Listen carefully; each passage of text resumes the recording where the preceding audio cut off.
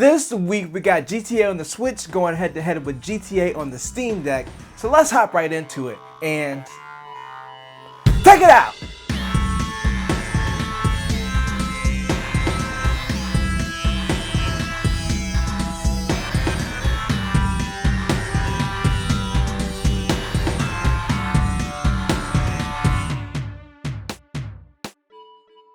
Welcome back to Mike Techs It Out. If you've been around for a while, if you're new here, I'm Mike and I like to talk about video games and such. And one of the games I talked about over a year ago was the state of GTA Definitive Edition on the Switch.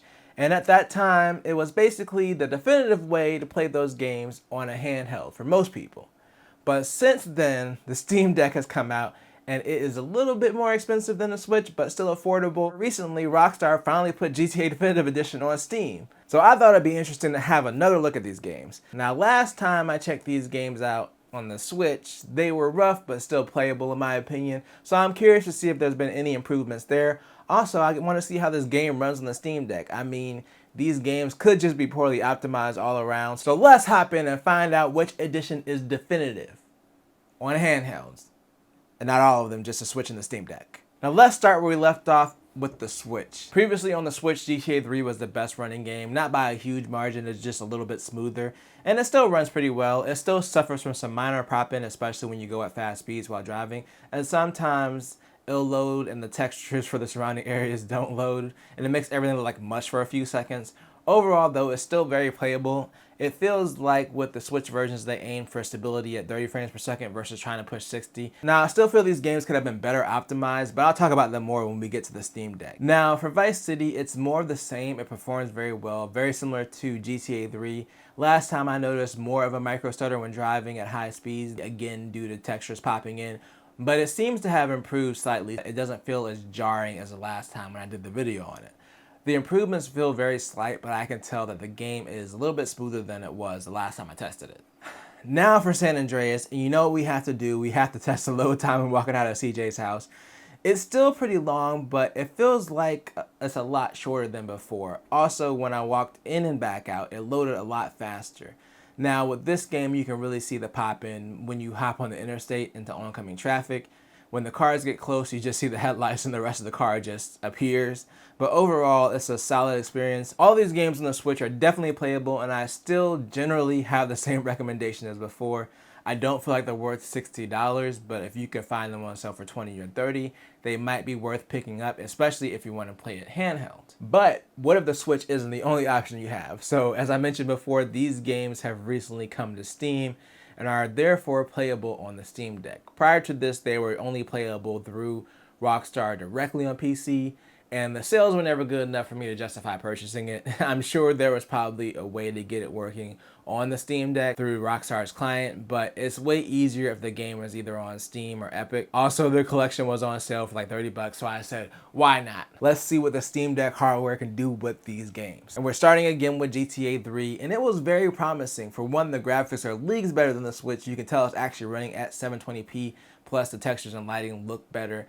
The default for all these games seem to be a mix between medium and low settings, targeting 60 frames per second, and it doesn't fully get there a lot of the times. I got super excited when I saw 60 FPS when I first loaded up the game, but depending on what you're doing, it fluctuates between 30 and 60. The performance is very inconsistent, and I will say that there is room to lower the settings or even the resolution and use FSR, but I just wanted to test the settings out of the box. Now, this is in no way horrible, and for the most part, it feels better than playing the Switch version. It's just that sometimes the frame drops can be jarring. However, I didn't see it drop below 30 very often, so there were never any hard stutters. Also, the pop-in isn't as bad, but I did get that weird texture loading mush issue in GTA 3 like I did with the Switch when I respawned at the hospital. Next, I hopped into Vice City, and the performance is very similar to GTA 3, but you definitely notice the graphics in this game a lot more than you do on the Switch when you're playing it on the Steam Deck. It just looks more vibrant, which is hard to do considering that I was playing this on the Switch OLED and that screen is amazing. But again, the lighting looks way better, the textures are high quality. I didn't notice any of the weird texture issues like 3, but again, it was still inconsistent, performance bouncing between 30 and 60 FPS. And now, let's hop over to San Andreas. The CJ's house load time is almost non-existent, so at least that's not an issue on this version.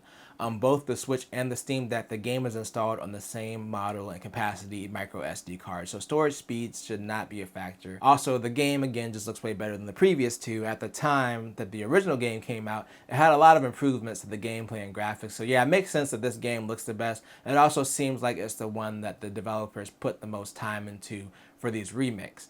I'm still seeing some inconsistency with the frame rates as with the other games, but it's still very playable on the Steam Deck. When doing the freeway tests here, there wasn't nearly as much pop-in as there was in the Switch version. You could actually see the car and the headlights at the same time. So before I played this game on the Steam Deck and concepted this video, I imagined the Steam Deck version was going to destroy the Switch version.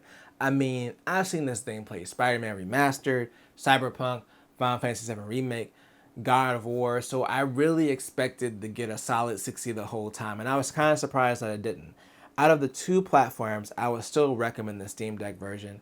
It looks a lot better, and there are ways to improve the performance. You could always lock it at 30 and it'll be a more consistent experience, or drop the settings to get it to a stable 60. If you only have a Switch, the Switch version is fine. It still looks overall blurry up close due to low resolution, but it's playable with the occasional stutter or long load time. But again, it's not horrible. Like I mentioned in my previous video, I think a lot of the issues with the game initially were overblown as far as like the graphics and the art style and stuff like that. I, however, can't look past how poorly optimized this game is, even on PC.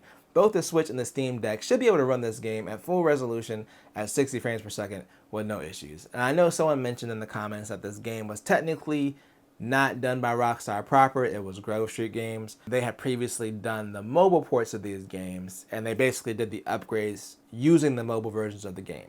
However, Rockstar name is still on these games, so they're still, at the end of the day, responsible for the quality of these titles. And I don't feel like I should have to run these on an RTX 4080 to get stable performance. I mean, I recently played the Crisis Core on my Steam Deck, and it was pretty much locked at 60 the whole entire time. And this was a remake of a PSP game with more substantial visual upgrades, if I'm going to be honest. And sure, it wasn't an open world game, but I don't feel like for the graphical quality that these games should be performing the way that they do. I mean, I could play GTA 5 on the Steam Deck with more consistent frame rates than this. So with that rant out of the way, I still really like these games despite the obvious flaws. And I don't think you can go wrong with purchasing either version of the game, again, on sale for either system. But let me know what you think in the comments. Are you Team Switch or Team Deck for this game? And if you enjoyed this video, then make sure to tell a friend, tell a coworker, like, share, and subscribe, and hit the bell notification to get notified when I drop a video or a live stream. And always do at least 2 things at the same time.